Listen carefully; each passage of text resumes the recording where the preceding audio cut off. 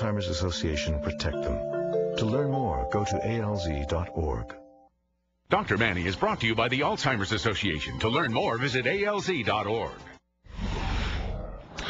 There's a new push to improve education by paying some of the worst teachers to leave teaching. Joining us right now is the guy behind the plan, Rick Berman, the Executive Director of the Center for Union Facts. Good morning to you, Rick. Good morning to you, Steve. Now, Rick, are you really looking for bad teachers, or are you looking at what teachers' unions are all about? Well, this is really about the union movement in the education system, because if you go to our website, teachersunionexposed.com, you'll find an enormous amount of evidence as to how the union protects incompetent teachers.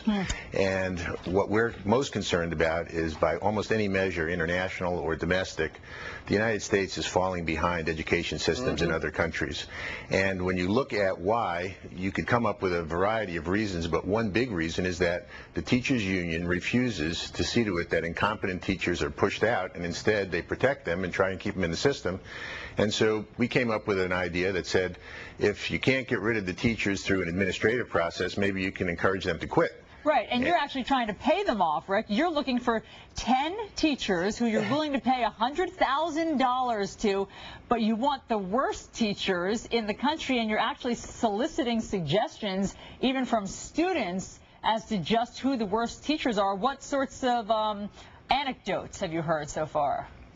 Well, it's very troubling, quite frankly. It's not a joke, although it might seem like one. We have seen nominations for the winners, if you want to call them winners, who are guilty of racial harassment, sexual harassment, physical harassment, criminal activity, stuff that is kind of disgusting. And if half of this stuff is true, it's mind-boggling. It looks like Dick Cheney right there. You're looking at some of the criteria: stupidity, laziness, foolishness, or odd behavior. When are you going to announce your winners and finalists? Well, the nominations close on May 15. Then we're going to go through them. We're going to ask people to document, so that we can't, we're not just going to go on rumor. We have to have documentation. Then we're going to go to the teachers who are one of the 10 winners. We're going to ask them if they want to take the $10,000. And if they do, they have to promise to not teach in the public school system anymore, and they have to give us the right to publicize their name.